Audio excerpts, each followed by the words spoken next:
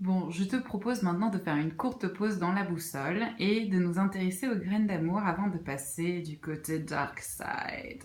Donc, nous allons maintenant parler des graines d'amour. Les graines d'amour, c'est quoi? C'est tout ce que tu aimes et qui, donc, te signale un potentiel pour toi à développer tes passions, tes talents et probablement tes futurs projets. Mais alors, attention, il faut être très patient avec ces graines d'amour parce que, comme son nom l'indique, ce sont des graines et non encore des fleurs et des arbres. Il ne faut pas tout de suite leur demander ce qu'ils vont pouvoir te donner plus tard en termes de retour sur investissement, en termes de métier, en termes d'activité, de projet, tout ça, tout ça. Au début, on les laisse, on les repère et c'est déjà très très bien.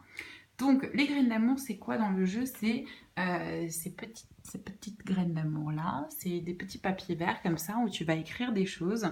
Par exemple, si tu aimes beaucoup le sujet de l'éducation, tu vas pouvoir l'écrire là. Mais comme on va le faire avec tout, dans un premier temps, tu vas prendre un cahier, y noter tout le détail, et ensuite, tu vas seulement mettre les mots-clés sur ton jeu.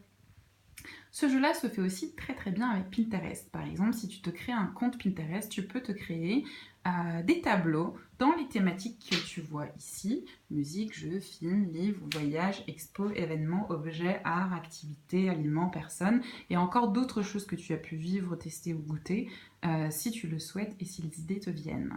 Qu'est-ce qu'on fait à ce moment-là?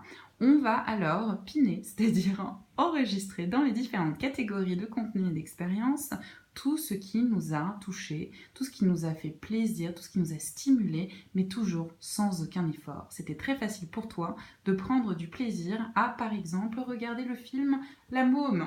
Ce n'est qu'un exemple, bien entendu, tu peux mettre Star Wars à la place ou ce que tu veux. Et une fois que tu as noté les choses que tu as bien aimées et que tu n'as pas bien aimé pour ton ego et pour pouvoir t'en prévaloir auprès des autres, mais vraiment parce que c'était agréable pour toi et que tu n'as pas vu le temps passer, eh bien, tu vas te poser la question de qu'est-ce qui t'a plu dans ce qui t'a plu. C'est-à-dire qu'en regardant La Môme, par exemple, tu peux te dire « Ah, moi j'ai aimé ce film parce qu'il y a une success story à l'intérieur. On voit quelqu'un partir de nulle part et parvenir au top, au sommet du talent artistique et musical mondial. » Deuxième chose, on peut avoir 2, 3, 4, autant de choses que l'on veut. Ce qui est important, c'est de faire émerger ce qui nous plaît, parce que quelqu'un d'autre peut aimer le même film que nous, mais pour d'autres raisons. Et ce sont ces précisions-là qui vont t'aider vraiment à avancer dans la vie, à savoir ce qui a du sens pour toi, et là où tu as potentiellement du talent que d'autres n'auront pas et ne pourront pas développer parce qu'ils ne l'aimeront pas comme toi et autant que toi. Deuxième chose, par exemple, qui a pu te plaire dans ce film, c'est peut-être de voir quelqu'un qui est à la fois très fort et très vulnérable. Ça montre peut-être son côté humain. Ensuite, un autre exemple, on peut prendre l'exemple du jeu Monument Valley, que moi j'adore. Et donc, par exemple, dans ce cas-là, on peut dire que l'on a aimé l'aspect créatif, la beauté, l'immersion, le plaisir de se promener dans ce monde qu'ils ont inventé, mais aussi le fait qu'ils aient créé une histoire mystique qui donne un fil rouge à tout ça.